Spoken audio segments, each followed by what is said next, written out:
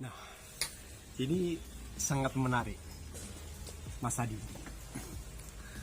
Jadi waktu itu saya berkunjung ke ahli kopi, namanya Pak Stepan Subekti di Banyuwangi.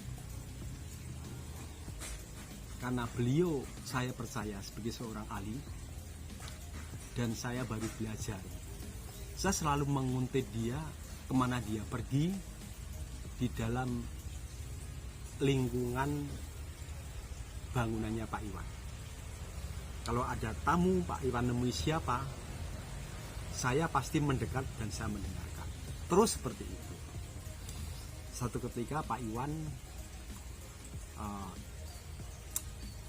menceritakan bahwa ada seorang sakit mah itu yang sudah bertahun-tahun. Lalu diam-diam Pak Iwan itu tiap hari memberi suguhan kopi. Beberapa bulan kemudian orang itu sembuh. Pak Iwan lalu menceritakan bahwa kopi itu sebetulnya memang bagus untuk mengobati mah, asal pembuatannya secara benar. Nah, pembuatan secara benar ini saya pelajari secara lebih dalam, ya. Itu begini. Ternyata jadi kopi yang tidak dibuat secara benar itu akan memunculkan yang namanya itu pencemaran. Pencemaran adalah sesuatu yang terletak tidak pada tempatnya. Titik-titik pencemaran dalam pembuatan kopi, ya, itu muncul, itu mulai dari pengeringan, penyimpanan bahan baku, dan di penyimpanan roasted bean atau kopi bubuk. Jadi itu ada beberapa lini. Sekarang kita lihat seperti saya ceritakan dalam pertemuan sebelumnya, itu tentang pengeringan. Buah kopi dipetik, dijemur, ada panas, tiba-tiba akan ada hujan. Buah kopi ditutup terpal. Beberapa hari tidak panas, masih hujan, masih ditutup terpal. Apakah itu tidak muncul jamur? Dan jamur itu masuk ke dalam loh.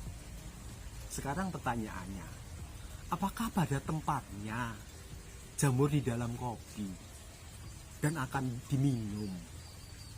Ya, itu titik krusial yang pertama. Sekarang di penyimpanan, penyimpanan.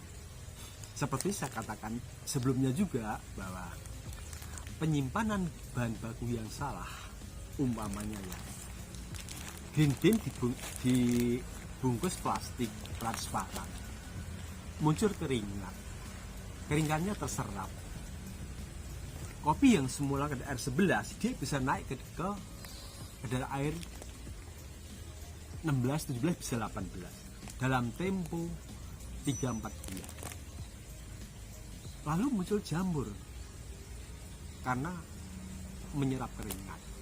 Apakah pada tempatnya jamur itu tumbuh di dalam bahan baku kopi untuk diminum?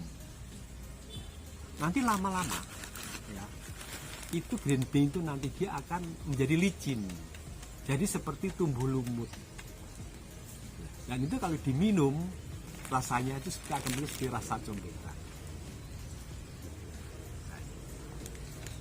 Kemudian seperti ini, ya, jadi seperti pentingnya kemasan, ya. Kalau kopi namanya ya bubuk, ya, cuma dibungkus dengan plastik biasa, lalu disil. Ketika membuka itu dipotong pakai gunting, terus diikat karet. Itu kan udara masuk. terus itu kan terjadi oksidasi. Nah, oksidasi itu kopi pasti akan rusak karena pasti akan muncul jamur yang tidak kelihatan. Apakah pada tempatnya kopi bubuk atau kopi biji sangrai yang akan diminum itu ada jamurnya?